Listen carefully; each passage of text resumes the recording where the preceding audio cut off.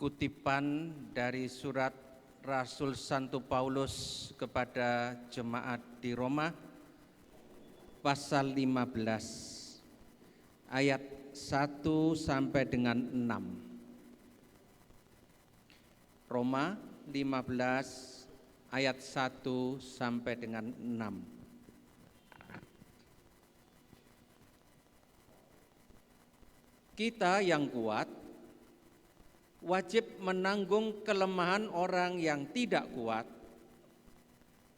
dan jangan kita mencari kesenangan kita sendiri. Setiap orang di antara kita harus mencari kesenangan sesama kita demi kebaikannya untuk membangunnya. Karena Kristus juga tidak mencari kesenangannya sendiri, tetapi seperti ada tertulis, kata-kata cercaan mereka yang mencerca engkau telah mengenai aku.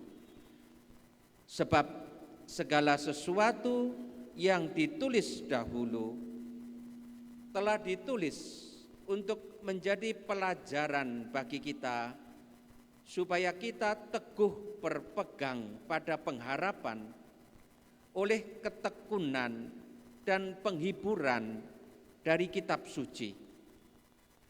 Semoga Allah yang adalah sumber ketekunan dan penghiburan mengaruniakan kerukunan kepada kamu sesuai dengan kehendak Kristus Yesus, sehingga dengan satu hati dan satu suara kamu memuliakan Allah dan Bapa Tuhan kita Yesus Kristus.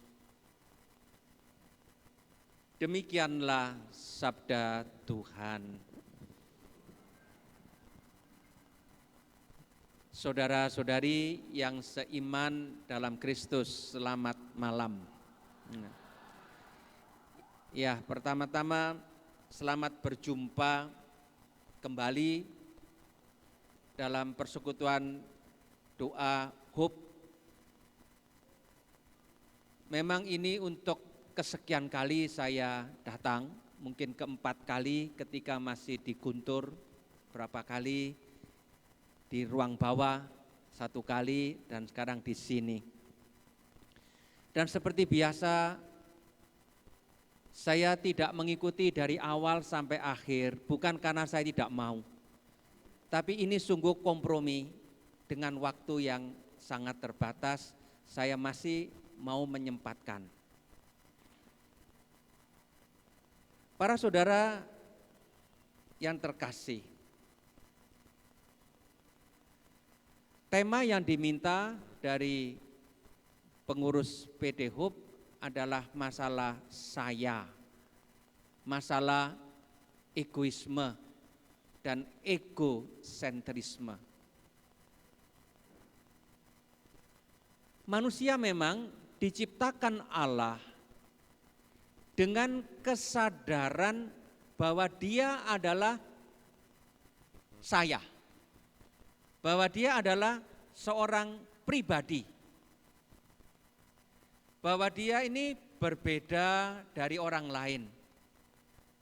Kita masing-masing diciptakan sebagai saya yang berbeda-beda.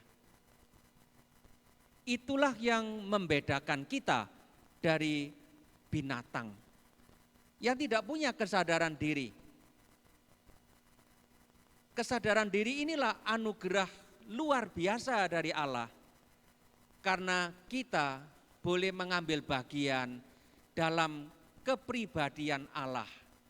Jadi artinya saya lahir sebagai saya, bukan adik saya, bukan kakak saya. Bahkan orang kembar pun, ya, kembar identik pun, masing-masing jiwa yang ada dalam diri dua orang kembar itu unik. Unik itu artinya tidak ada duanya, satu-satunya. Karena setiap orang itu satu-satunya. pribadi. Pokoknya saya adalah saya, bukan kamu. Nah, inilah kesadaran yang luar biasa yang ditanamkan Allah dalam diri kita. Celakanya, kesadaran diri sendiri ini karena dosa manusia pertama menjadi berlebihan. Istilahnya itu kelewat batas, overdosis. Akibatnya manusia menjadi terlalu terpusat pada diri sendiri. Itu namanya egosentrisme. Hidupnya itu berpusat pada diri sendiri, memikirkan diri sendiri. Dan lebih ekstrim lagi, menjadi egoisme. Bahwa saya yang penting, orang lain tidak penting. Jadi kalau egosentrisme itu masih mending ya. Egosentrisme itu puter-puter di diri sendiri. Tapi kalau sudah menjadi egoisme, itu artinya mementingkan diri sendiri dengan merugikan orang lain. Itulah manusia yang berdosa. Manusia yang sudah dikuasai oleh kuasa iblis, sehingga Adam dan Hawa yang semula diciptakan rukun sebagai suami istri, begitu dia masuk dalam dosa, dia egois, maka terjadilah perselisihan antara Adam dan Hawa. Adam yang ditegur Tuhan menyalahkan istrinya karena gara-gara istrinya dia makan buah terlarang. Terjadi perpecahan karena dosa. Perpecahan dalam keluarga ini menular ke bawah, menular ke anaknya Kain dan Habel. Egoisme Kain begitu kuat sampai dia iri hati melihat adiknya sukses. Ketika persembahan adiknya berkenan kepada Tuhan dan persembahannya tidak begitu berkenan kepada Tuhan, Kain marah, dendam, iri hati, lalu memutuskan untuk membunuh adiknya, menyingkirkan lawan, tidak berani menghadapi bahwa ada orang lain, tidak berani menghadapi bahwa ada saingan dalam hidup. Maka orang yang licik tidak berani bersaing. Kalau ada musuh, keputusannya saya harus menghabisi dia. Ini pengecut. Kalau tidak pengecut, ada persaingan, enggak apa-apa. Asal persaingan yang sehat. Semoga kita tidak seperti Habel. Begitu ada saingan, kita berusaha menyingkirkan dia. Kita berusaha memfitnah dia. Kita berusaha menjelek-jelekkan dia. Pokoknya dia harus pergi. Melainkan kita harapkan kita menjadi pribadi yang dewasa. Kalau ada persaingan, mari kita bersaing. Siapa yang memang lebih unggul. Nah, itu baru yang baik. Kembali ke tema kita, egoisme yang berlebihan itu membuat orang menjadi seperti Habel. Mudah iri hati dan seterusnya. Saudara-saudari, egoisme itu ternyata tidak turun ke Kain saja, tetapi turun terus sampai ke kita. Kita ini keturunan Adam. Egoisme ternyata merasuki kehidupan kita juga. Contohnya, ada penelitian yang mengatakan kata yang paling sering dipakai oleh orang adalah kata saya. Saya.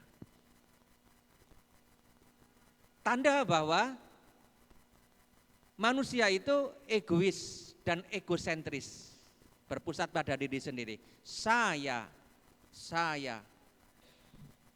Ada orang yang begitu egois, kalau bertemu 1 jam, mungkin dia 50 menit ngomong sendiri, kita hanya dapat 10 menit. Banyak orang yang terlalu dominan, maunya itu cerita sendiri, lupa kalau bertemu itu harus ganti-ganti. Saya sudah ngomong berapa menit ini, berusaha untuk diam, berusaha untuk tanya, gimana kabarmu? Enggak, ada orang yang tanpa titik koma itu hampir memborong seluruh percakapan. Ini termasuk orang yang egosentris dan egoistis. Banyak itu.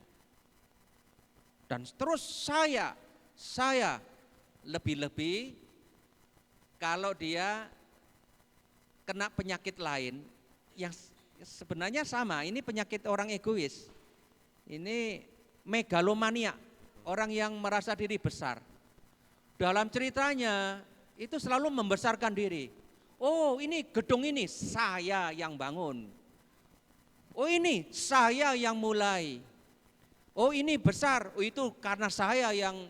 Jadi ada orang-orang yang egois sampai dalam percakapan itu fokus percakapan pada dirinya dan membanggakan dirinya.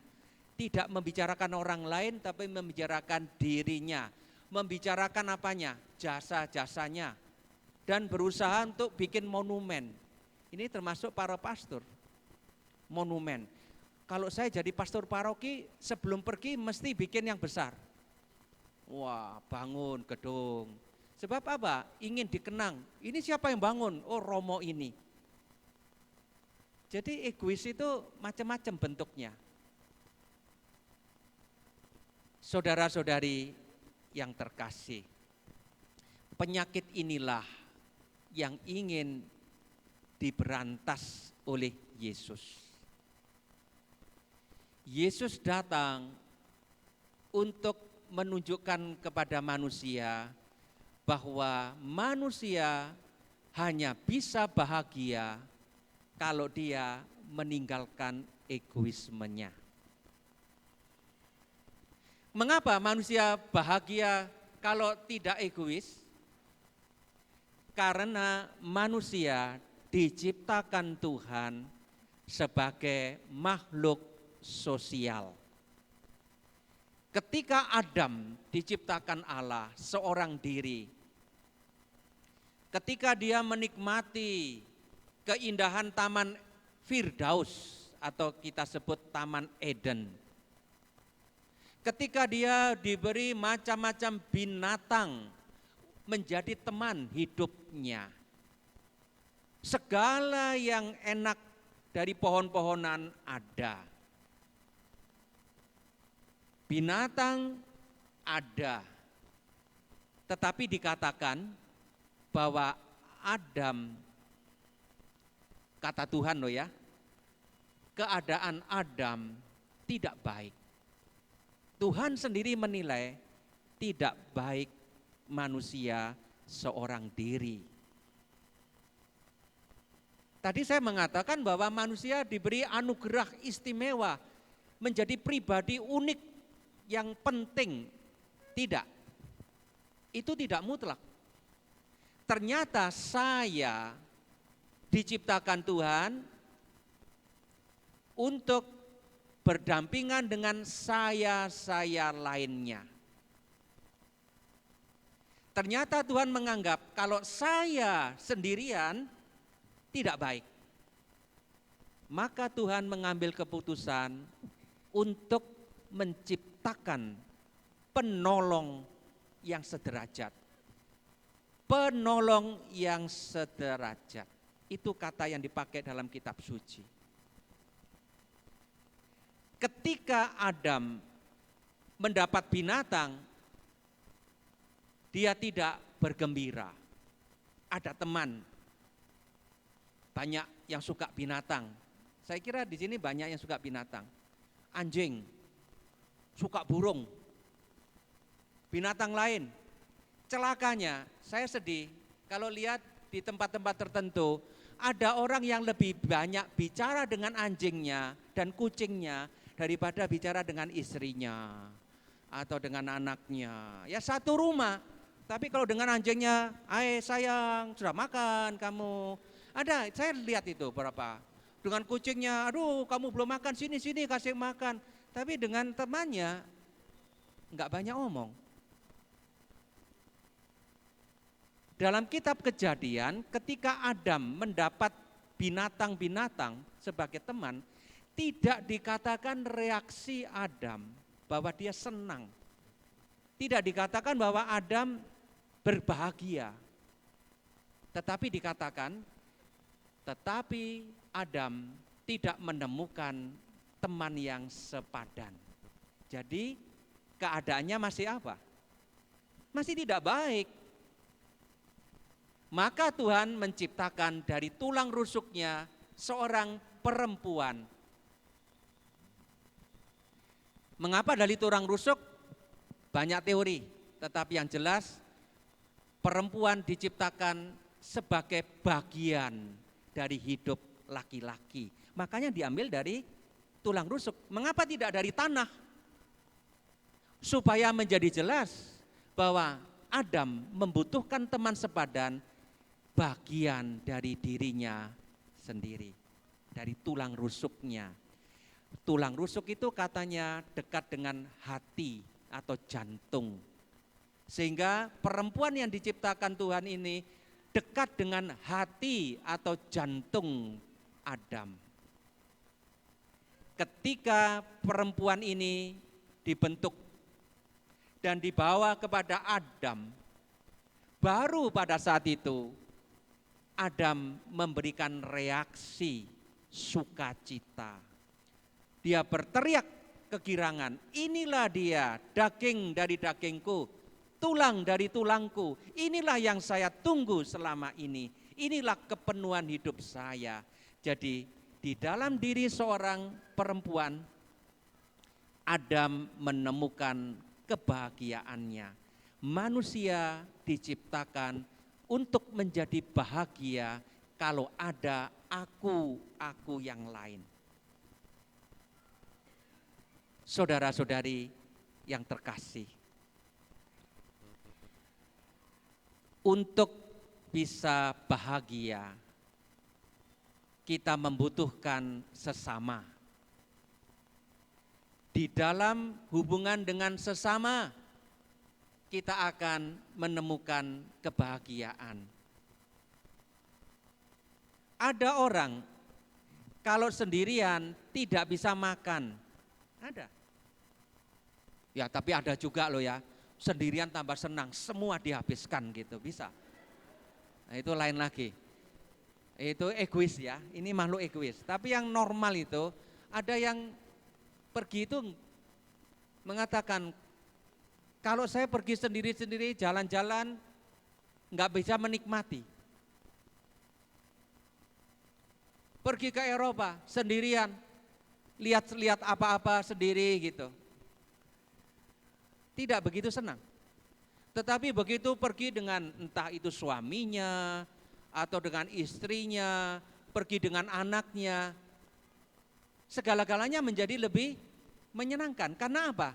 Ketika dia mengagumi keindahan ciptaan, ketika dia mengagumi indahnya bangunan-bangunan yang begitu indah, dia bersama dengan orang lain, maka ketika dia menikmati senang, sama-sama menikmati, bisa omong, bisa saling cerita, atau kalau makan sama saja. Tadi saya beri contoh makan sendirian sedikit, begitu ada temannya makannya banyak orang yang begitu.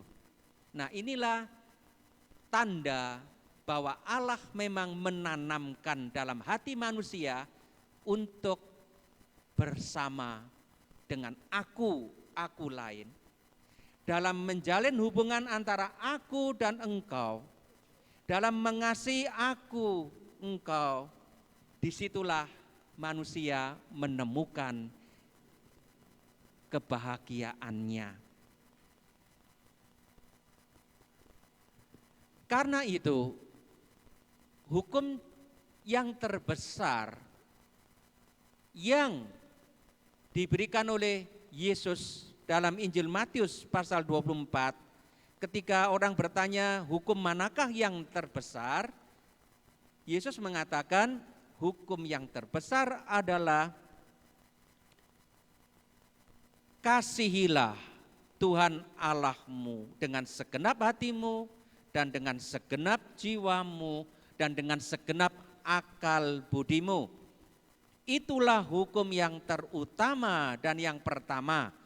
Dan hukum yang kedua yang sama dengan itu, ini menarik ya, hukum kedua tapi sama pentingnya dengan hukum pertama, hukum mencintai Allah dengan segenap hati adalah kasihilah sesamamu manusia seperti dirimu sendiri. Perintah inilah inti dari hidup kita. Perintah inilah dasar hidup orang Kristen. Perintah cinta kasih. Dan dari zaman dulu ketika para rasul masih hidup, orang-orang Kristen dikagumi oleh masyarakat sekitarnya sebagai kelompok yang saling mengasihi. Ada kalimat yang berbunyi, lihatlah betapa mereka saling mencintai. Karena di dalam cinta inilah aku dan engkau bertemu. Aku terbuka, kamu terbuka, kita bertemu, kita saling menolong, kita saling melayani, kita saling melengkapi, kita saling berkorban. Nah, disitulah letak kebahagiaan manusia yang sejati. Saudara-saudari yang terkasih, Santo Paulus tadi dalam bacaan yang saya ambil dari surat Roma, saya sengaja karena ada kalimat begini. Setiap orang di antara kita harus mencari kesenangan sesama kita. Mencari kesenangan sesama kita. Inilah lawan dari egoisme. Lawan dari egoisme itu artinya altruisme. Altruisme itu persis bertentangan dengan ego. Ego itu saya, alter itu lain. Jadi pertentangan antara saya dengan orang lain. Kalau orang yang altruistis itu berarti hidupnya itu untuk orang lain. Dia tidak mementingkan diri sendiri, tetapi mementingkan kepentingan orang lain. Dikatakan di sini mencari kesenangan sesama, mengusahakan kebaikannya, membangunnya, tidak mencari kesenangan sendiri. Seperti Kristus juga tidak mencari kesenangan sendiri. Inilah amanat yang ingin saya sampaikan pada puncak renungan ini. Orang yang egois tidak bahagia, tetapi orang yang mampu melakukan perintah cinta kasih dengan bersikap terbuka bagi sesama, dengan berusaha melayani sesama, dengan memakai hidupnya untuk sesama, dengan mengusahakan kebaikan orang lain, itulah manusia yang disebut bahagia.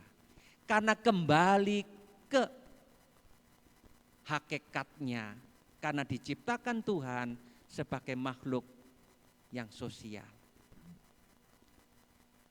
Kalau orang bertanya pada saya beberapa kali sudah lama, bukan hanya ketika saya diangkat menjadi uskup Malang, saya selalu ditanya, Romo apa yang membuat Romo ingin menjadi imam? Saya selalu menjawab, Karena saya tahu gereja membutuhkan imam. Dan saya merasa ada hal-hal yang dapat saya pakai untuk pelayanan orang lain. Lalu ditanya, saat mana Romo merasa bahagia sebagai imam dan tidak menyesal sebagai imam? Jawaban saya sama selalu. Kalau saya merasa bahwa saya mampu melayani. Nah, inilah yang menjadi keyakinan saya. Egoisme itu membuat orang menderita, egoisme membuat orang kesepian lama-lama, tetapi lawan dari egoisme itu membuat orang bahagia. Bahkan dengan memberi, dia berkembang. Dengan melayani, dia berkembang. Dengan berkorban bagi orang lain, dia menjadi besar. Karena orang besar adalah orang yang bisa berkorban bagi sesama. Sebagai penutup, saya kembali ke egoisme. Ya, aku, terlalu sering aku. Egoisme itu dosa kita. Tapi ada egoisme yang berbeda-beda. Ada yang kasar, egoisme yang jelas, tapi ada egoisme yang berbahaya, egoisme yang tersamar. Apa maksudnya? Egoisme yang terang-terangan itu jelas. Ada ya, kalau orang makan satu meja, dia suka, langsung ambil separuh, tidak peduli orang lain, ambil separuh, tidak toleh kiri kanan, itu orang egois. Pokok dia suka, dia akan habiskan. Kita akan lihat egois orang ini. Mencolok kan ya, orang egois kan mencolok, kelihatan. Apa-apa itu mau nomor satu, seenaknya sendiri, tidak peduli orang lain, pokok kepentingan saya terpenuhi. Misalnya orang egois itu tidak mau antri, rombol saja, itu egois. Kasar, jelas. Banyak sekali contoh-contoh orang yang terlalu egois yang bisa kita temukan. Tapi ada hal yang mungkin tidak sering dipikirkan. Egoisme yang tersamar, egoisme yang agak halus, dan itu ternyata terjadi di kalangan orang yang mulai suka berdoa. Nah ini, Santo Yohanes dari Salib, seorang tokoh Karmel yang besar, mengatakan ada yang namanya kerakusan rohani. Itu bentuk egoisme. Kerakusan rohani itu terjadi kalau orang terlalu suka dengan hal-hal rohani, terlalu mencari hal-hal rohani, dan itu bisa merugikan orang lain. Misalnya, ini bukan untuk Anda ya, ini orang lain ya. Jadi sekali lagi saya tidak kenal Anda, jadi kalau saya beri contoh orang lain ya. Contoh ini gini, banyak orang nasihati, Romo jaga kesehatan ya, jaga kesehatan.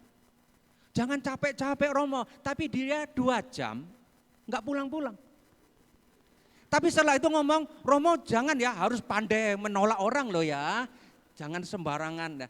Tapi setelah melayani saya, banyak orang memberi nasihat, jangan terlalu capek dan sebagainya. Tapi secara tidak langsung, inilah egoisme tersamar setelah Romo melayani saya. Setelah itu harus hati-hati Romo, harus jaga badan. Nah, contoh lain, egoisme misalnya ada orang banyak yang marah karena seorang dokter kalau diajak konsultasi baru belasan menit sudah di stop. Lalu ngomel, apa itu? Saya tanya-tanya enggak dijawab.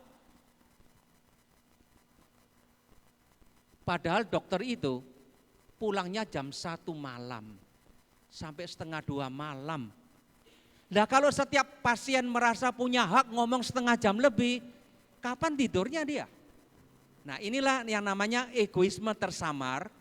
Orang dalam hidup rohani pun kadang menuntut banyak tanpa mau mengerti orang lain. Maka saya ketika menjadi pemimpin di biara, saya mengajar para frater berpikir demikian. Kalau kekurangan romo untuk misa, saya bilang kepada para frater, jangan paksa romo-romo itu untuk merangkap-rangkap misa setiap hari. Kalau memang tidak ada romo, mari kita yang pergi ke gereja lain untuk mengikuti misa di gereja lain. Tapi ada kelompok tertentu, ya saya tidak menyebut siapa ya, orangnya cuma 5. Pokok di rumah kami harus ada misa, enggak peduli romonya itu jungkir balik dari pagi sampai malam, pokok kami harus misa. Padahal mereka 5 orang ini waktunya itu longgar sekali. Apa sih salahnya mereka jalan kaki 1/4 jam untuk ikut misa bersama? Tapi seringkali tidak. Seringkali ini egoisme tersamar. Pokok saya harus misa di rumah.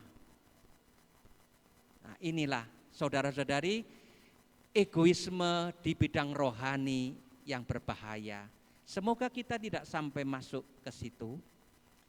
Mudah menerima keadaan, memahami keadaan, meskipun kita sebenarnya lebih senang kalau kita mendapat pelayanan rohani yang lebih. Mari kita akhiri pertemuan ini dengan mohon supaya Tuhan pelan-pelan mengikis egoisme kita.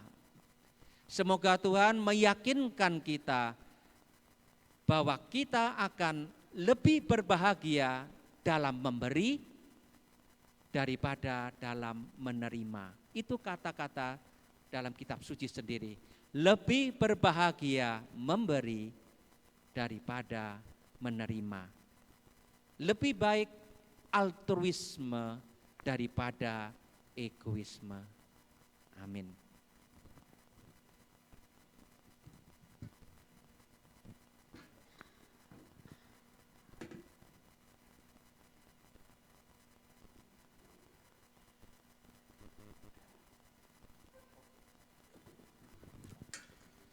Baik, saya diminta 3/4 jam tapi 40 menit cukup ya. Nah, lalu sekarang diminta memberi pesan untuk mudika, tapi yang di sini enggak mudika itu ada yang lebih tua dari saya, bagaimana saya? Ya enggak? Banyak yang lebih tua dari saya. Tapi pesannya untuk yang muda kan? Oke. Baik.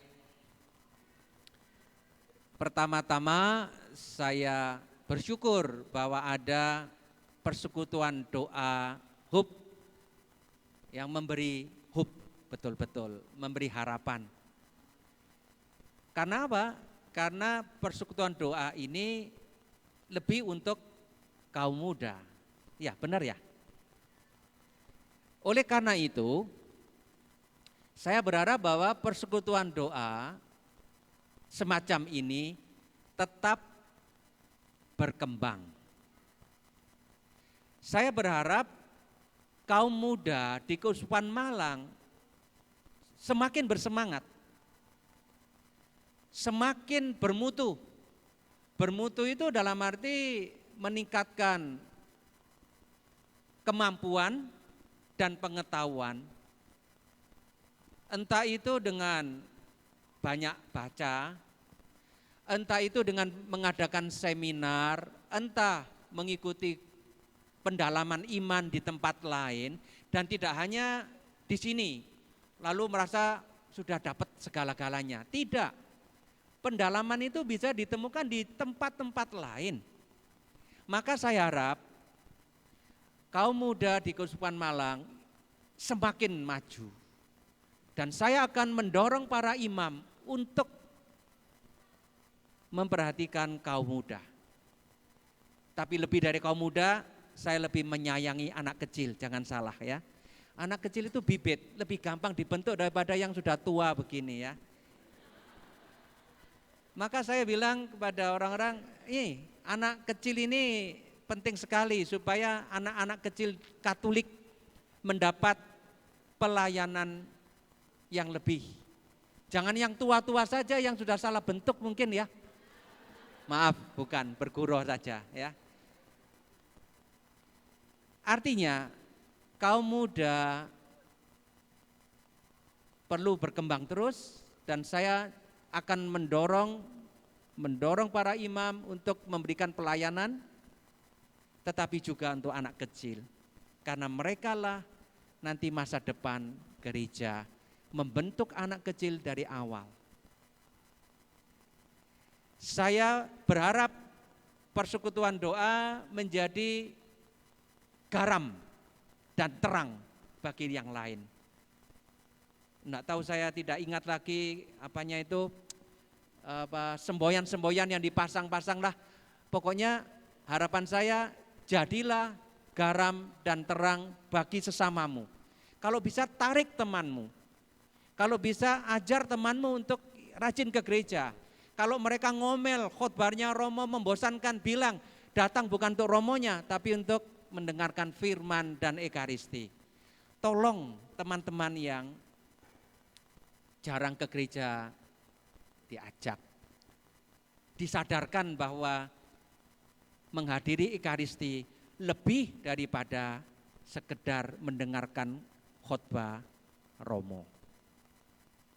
Terakhir, saya berharap kaum Mudika memberikan bantuan ikut dalam kegiatan gereja. Maka saya bertekad melibatkan lebih banyak awam dalam karya keuskupan Malang. Mulai dari Dewan Keuangan akan saya carikan ahli-ahli ekonomi awam.